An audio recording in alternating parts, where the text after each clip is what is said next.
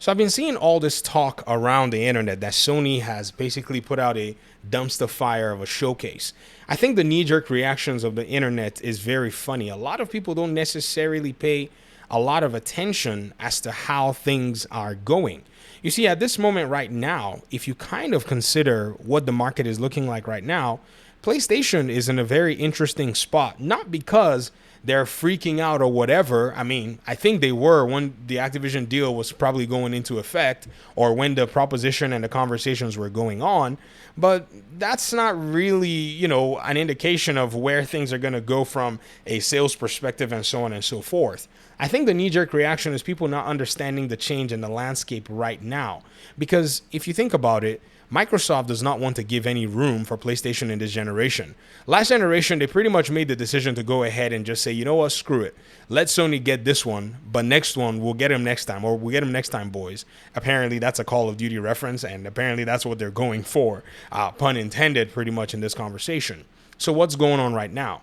Microsoft is going crazy. They're answering questions, doing Q&A, where you have some of their executives answering people saying, no, we're not going to have any, movies in our showcase. We're not going to have any, so-called whatever that you got to see in the PlayStation showcase. And Xbox is saying they're not going to see those things. They're just going to see pure games. And it appears they want to show everything and might be ready to show as much as people were expecting. Or who knows, it might be a disappointment.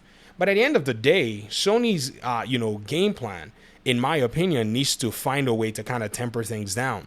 You see, a lot of these Sony fans, they think that every time they have to get these single player games, but many of them don't necessarily realize that the single player games are getting more and more expensive to make, and Sony's business plan is simple.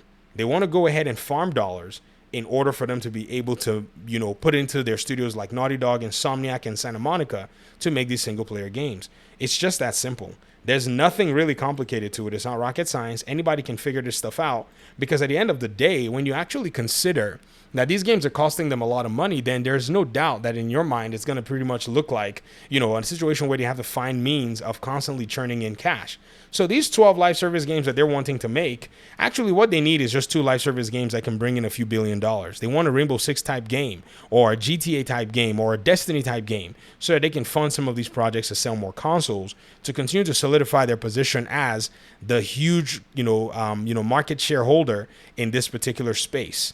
So this is what their game plan is. Now, how they're going to go ahead and execute or continue is really contingent on what it is Xbox is able to bring to the table in the next few hours. I think this whole Xbox showcase is going to be interesting. I'm not keeping my hopes up because I don't care.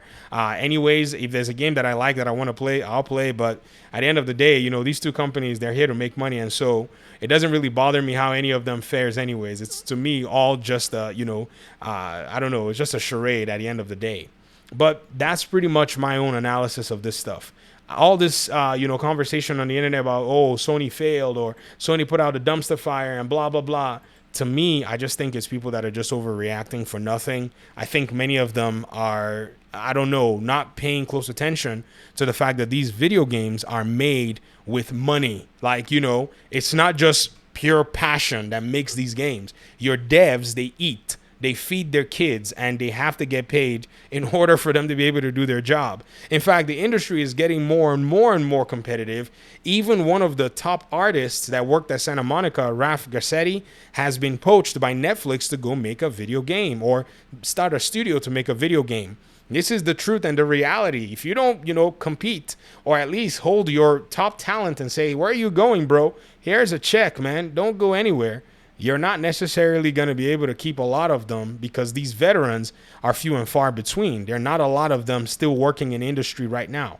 So the challenges of developing these single player games continue to show, whereas these live service games, once they get, their development done, all you need is continue to support them, continue to add content, and continue to monetize. So you can see how these companies are starting to shift their focus. And this is where I think things are going to be going for PlayStation if they want to adapt to the market at the moment. So is this a failure on their part? No. You can't control the market. You can only respond to it And their failure would be if they don't respond to the market and they leave other people to continue to win in this multiplayer co-op live service thing while they don't make their own bag out of it. And then eventually their single player games are not necessarily able to resonate and generate the income and the revenue that they actually do want. These, in my opinion, are the things that probably keeps Jim Ryan up at night. I know many of you think everybody wants to buy Spider-Man and everybody wants to buy, Nathan Drake's game and all that stuff. But again, if you look at the numbers, it's not really a big percentage of people that are buying a lot of these single player games. What you'll notice is it's more the single player games that have a lot of brand recognition that are getting, the higher numbers of sales, like Spider-Man and, Kratos and his God of War, franchise.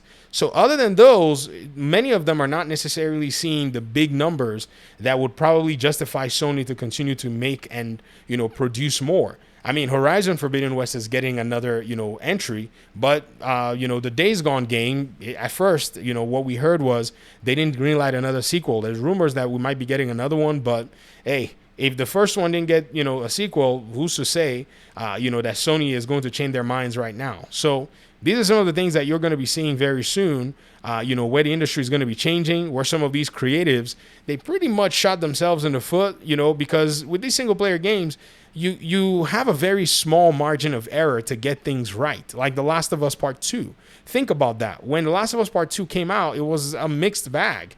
There were so many issues in terms of, storytelling, fans, appreciating what the work was and so on and so forth, that game never really recovered in a sense. It's not like a live service game where, if you have a thing that's broken or not balanced, you can easily, jump in there. I say easily, but you can revert things and balance things and change things compared to, say, a single player game.